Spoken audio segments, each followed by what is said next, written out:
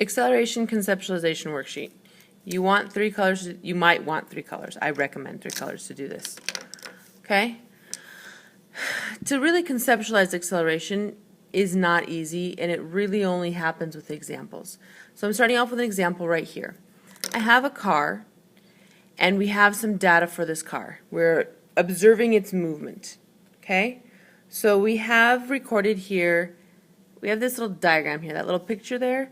That's what this little dial in your car that's called the speedometer. Okay?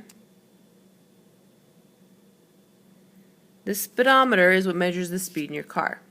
Okay? Remember, speed and velocity, similar concept.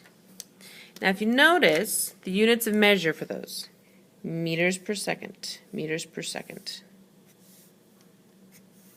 Alright? We also have below the car a t equals 0, a t equals 1s, t equals 2s, t equals 3s. Alright, emphasizing those units, seconds, we are measuring time. If you notice down here, our data table where we're going to record the data, we have here seconds and we have here meters per second. The last unit we have here, alright, x equals 0, then we have x equals 5m, x equals 20m, x equals 45m, and x equals 80m. M is position and or displacement. I recommend writing the word displacement in there simply because that's what you're going to see on the CBA. Okay? Right here above the word position, also write displacement again.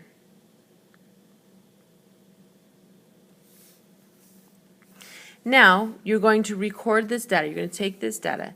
So look at this. We have a car at a time of 0 seconds, has a position of 0 meters, and has a velocity of 0 meters per second.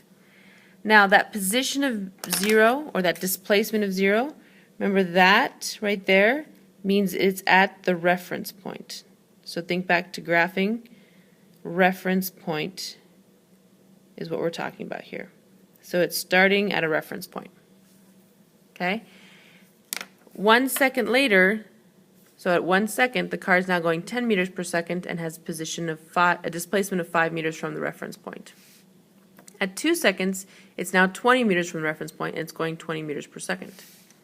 At 3 seconds, it's 45 meters from the reference point and it's going 30 meters per second. At 4 seconds, it's 80 meters from the reference point and going 40 meters per second.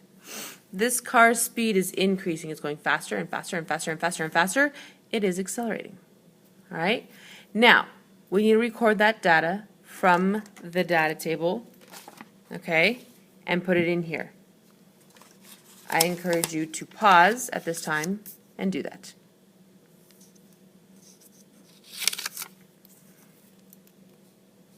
Now, you can check and make sure you did it correctly.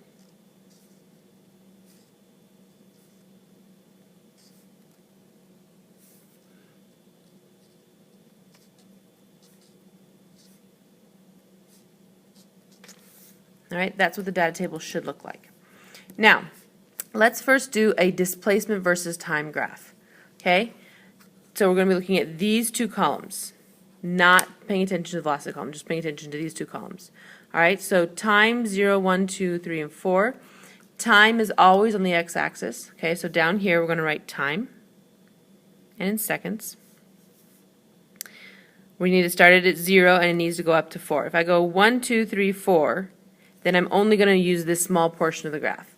And I have all of that graph space to use. So I want to actually spread this out. So I'm going to skip a line, 1, skip a line, 2, skip a line, 3, skip a line, 4. Okay? So that's how I'm going to scale out my x-axis. Now for position displacement going vertically, I go from 0 all the way to 80. Okay? So remember that intersection of the axes is 0, 0. I need to go all the way to 80. I can obviously do it by ones. Okay, so label your x-axis displacement, so your y-axis. Y-axis displacement. Displacement's measured in meters. Okay, and we're going to go by tens. 10, 20, 30, 40, 50, 60, 70, 80. Okay? So now we've got our y-axis scaled. Now, plot the points. Okay? Paying attention just to these two columns, we're going to have a point at 0, 0, 1, 5, 220, 345, and 480. Go ahead and plot those points. Pause until you have it done. Okay? So at 0, 0, at a time of 1, we have a position of 5, so halfway from between the 0 and the 10. At a time of 2 seconds, a position of 20. Sorry, displacement of 20. Time of 3 seconds, displacement of 45. So halfway between the 40 and the 50. At 4 seconds, displacement of 80. Okay? Now we're going to connect the dots.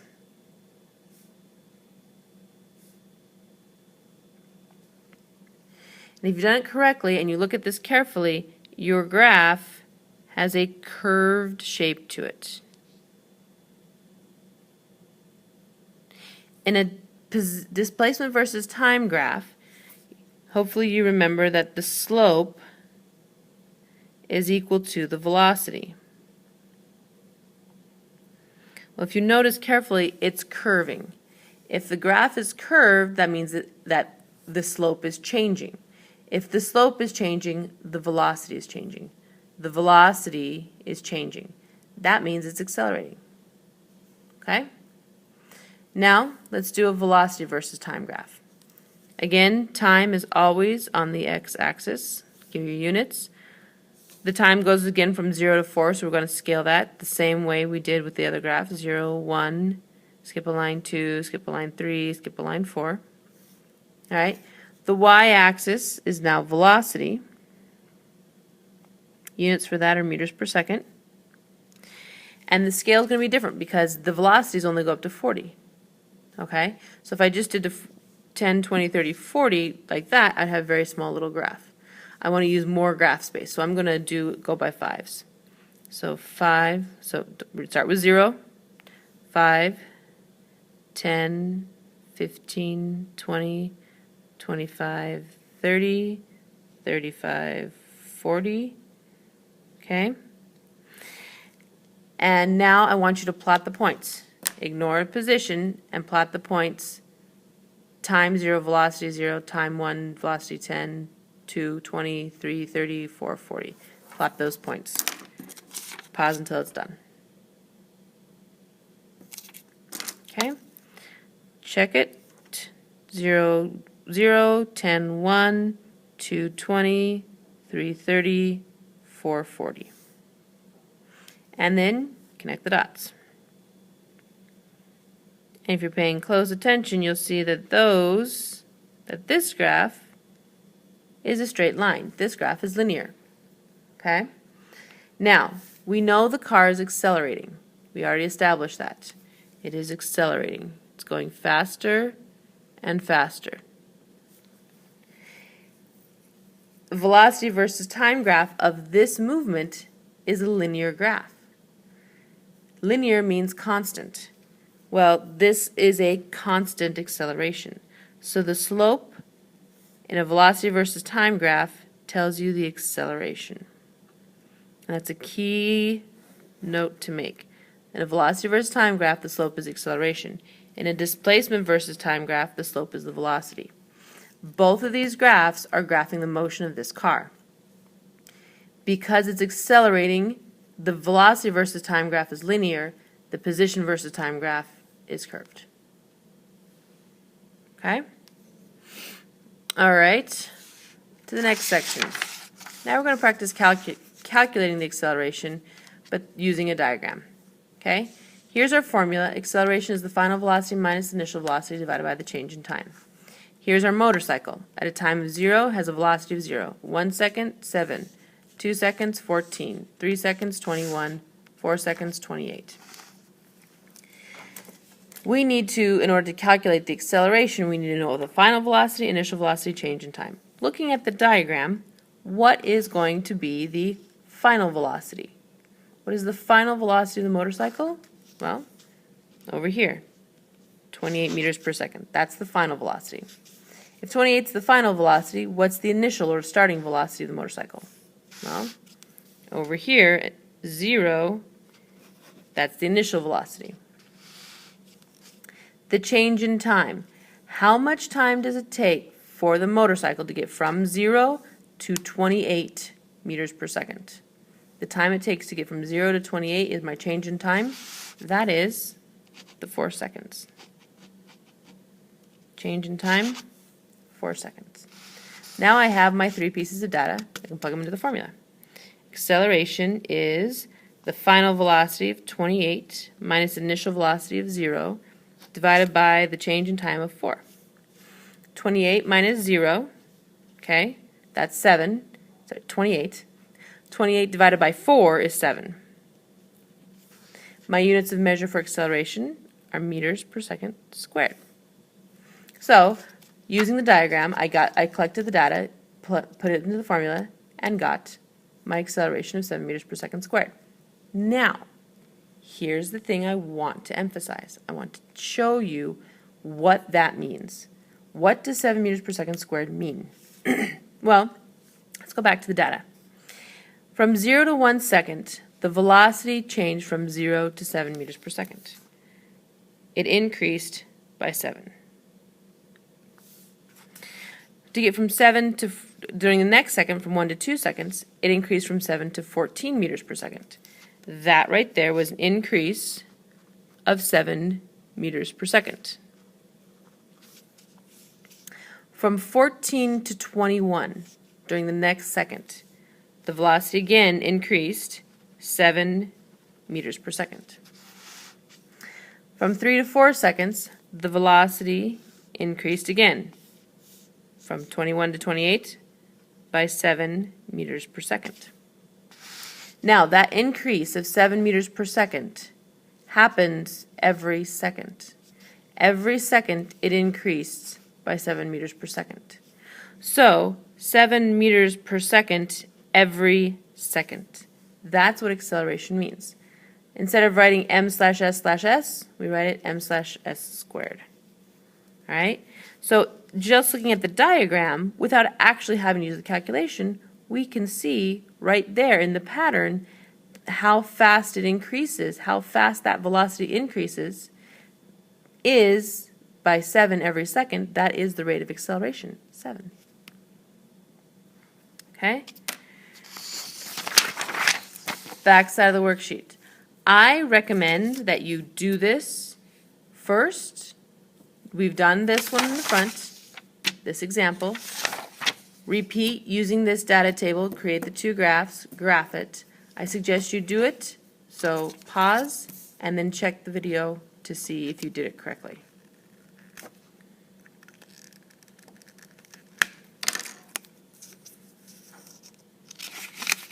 Okay, again, this is displacement. Displacement and position are the same idea. Just writing in displacement because that's how it shows up on the CBA. Okay. Our time scale is going to be the same as it was in the front side. So the scale for the time on the x-axis: 0, skip a line 1, skip a line 2, 3, 4, goes up to 4 seconds. I'm going to go ahead and set up that x-axis for both of my graphs. All right. On my displacement versus time graph, right? Displacement in the y-axis. Displacement's in meters. My velocity versus time graph, right? Velocity on the y-axis. Meters per second. Okay. If you want to color coordinate a little bit here, time. Okay. Position or displacement. And our velocity. Okay, so you know where this data is going. All right. So, looking at my displacement versus time graph, we're just going to pay attention to those 2 columns. So this one goes up to 34. Well, obviously I can't go by ones. If I go by, let's see, 2s, 2, 4, 6, 8, 10, 12, 14, 16, not enough. If I go by 5s, 5, 10, 15, 20, 25, 30, 35, that works really well. So let's do that. That's 0, 5, 10, 15, 20, 25, 30, 35. Okay? Setting up my axis for the velocity. Velocity goes from 0 to 12. All right? Again, by ones, 1, 2, 3, 4, 5, 6, 7, 8. Doesn't work. But almost, so I'm going to go by 2s. So 0, 2, 4, 6, 8, 10, 12. Okay? And that gives me my y-axis on my velocity versus time graph. All right? If you still haven't plotted them, pause again. Now that you know how to set the axes, and try and plot the graphs, connect the dots. Okay? All right, so plotting those points. At a time of 0, the position, or the displacement, is 10. So at time 0, so 4, 3, 2, 1, 0, position is 10. At 1 second, the position is 11.5. So between the 10 and the 15, it's going to be closer to the 10. At 2 seconds, it's 16, so just beyond the 5, 15. At 3 seconds, it's 23.5. So 23.5 is close between the 20 and the 25, but closer to the 25. And at 4 seconds, it's 34, so it's going to be right below the line at 35. And connect the dots.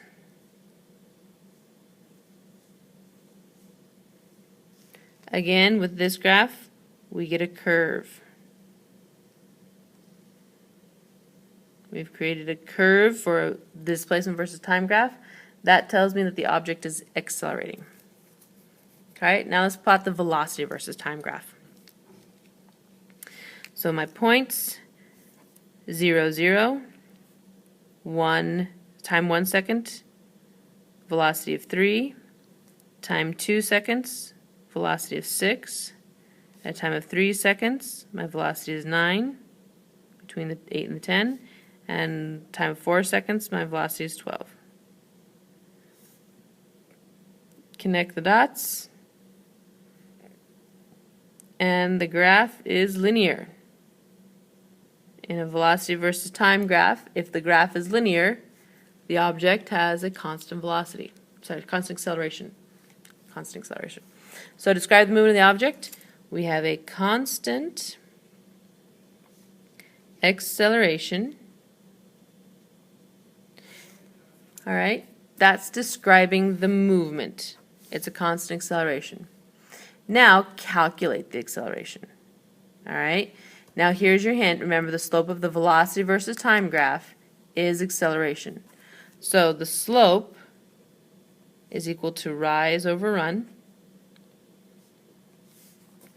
For this graph, if I rise, for example, 6, I run 2. So rise of 6, run 2. 6 divided by 2 is 3. Acceleration is measured in meters per second squared. And if you notice this, the 6 is meters per second. The 2 was in seconds. So meters per second, same thing as meters per second squared. Now if you wanted to use the acceleration formula, all right, acceleration is the final velocity minus the initial velocity over the change in time. All right, final velocity was 12. Initial velocity was 0. I'm going to subtract those. 12 minus 0 is 0. The change in time to get from 0 to 12 was 0 to 4 seconds, so change in time was 4 seconds. 12 minus 0 is 12. 12 divided by 4 is 3. So either way you do it, you still get the same calculation. All right? Down here, so the acceleration for this object that's graphed here is 3 meters per second squared. Every second, the velocity increases by 3 meters per second. All right, down here we have calculation practice problems. Formula is provided for you. Be sure you identify your variables and pay attention to what you're solving for. If necessary, rearrange the formula. Okay? So, a stopped car speeds up to 15 meters per second in 25 seconds. So, numbers, we've got a 15 meters per second, get with your units. Remember, problem solving process. Write down any number with its units. 25 seconds. Meters per second measures velocity, seconds measures time. Okay? What is the question asking for? Calculate the acceleration. Acceleration is the question. Now, in order to do acceleration, I need two velocities, final and initial. So far, I only have one. So I'm going to read the question again. A stopped car speeds up to 15 meters per second in 25 seconds. If you read this, it speeds up to 15 meters per second. That's going to be our final velocity. So what is our initial velocity? Well, the car is stopped.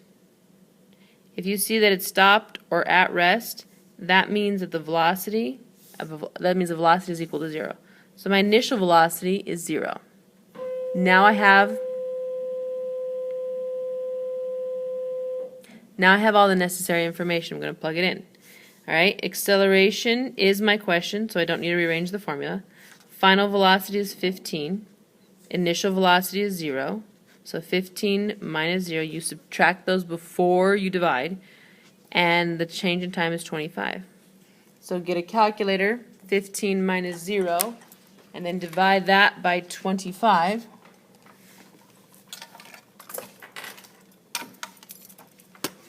Fifteen minus 0 is 15. Divided by 25, 0.6. So, calculator says 0.6. If I'm going to worry about significant figures, I need two significant figures in that number. So 0.60, acceleration is measured in meters per second squared. That is my answer. Okay? I recommend you work through all of these calculations, do the best you can, pay attention to your variables. Pause here, and then continue once you've got them done to check your answers. Okay, continuing.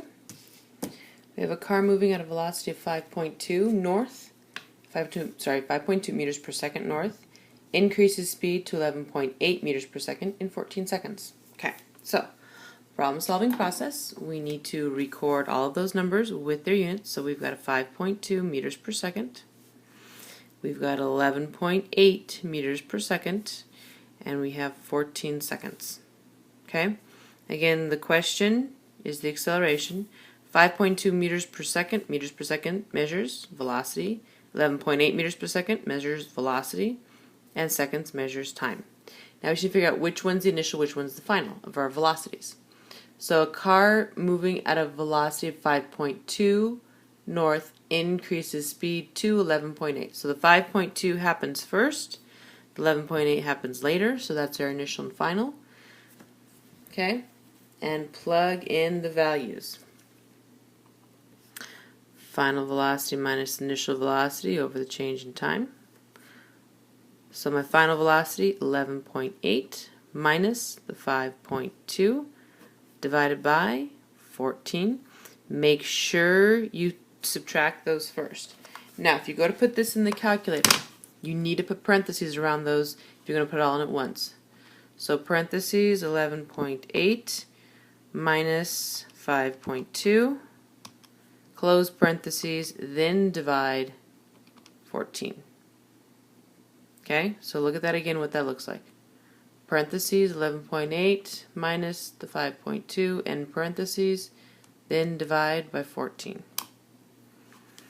The calculator says 0.471428 blah blah blah blah. Okay, significant figures 2, 3, 2, so our answer should have 2. So 0.47 acceleration is meters per second squared. Okay, on to the next question. A plane flying 5.4 meters per second, write down any numbers, meters per second, south. Okay, so that's a velocity. comes to a stop, stop.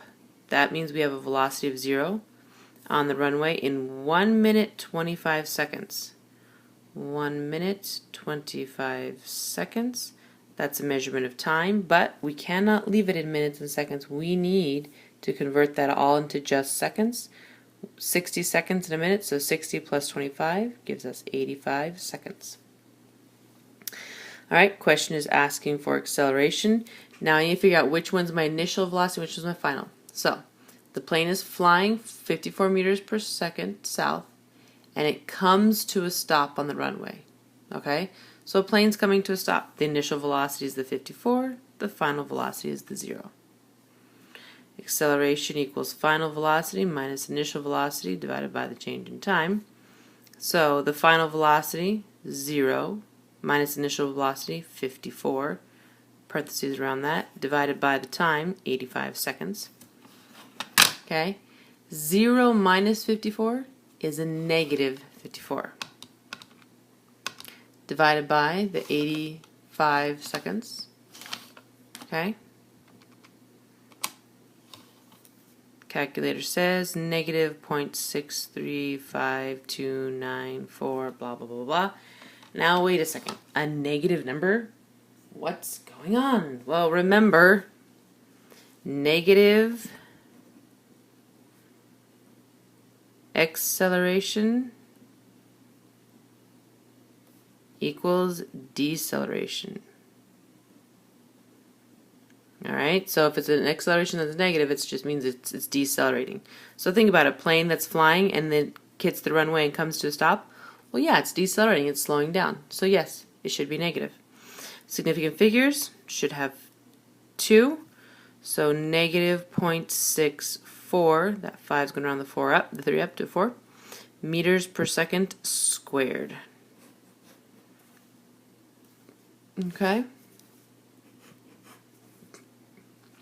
Last question. A wagon is moving 0.75 meters per second. Meters per second measures velocity. Rolls to a stop. Stop means we have a velocity equal to 0. 2.3 seconds. 2.3 seconds, that measures time. Question, solve for the acceleration. I need to figure out which is my initial and which is my final velocity. So the wagon is moving 0.75 and it comes to a stop. So final velocity is stop, initial velocity is the 0.75. Okay?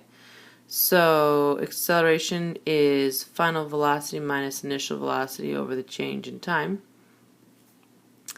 Final velocity, 0 minus initial velocity, 0.75, divided by the time, 2.3. Okay?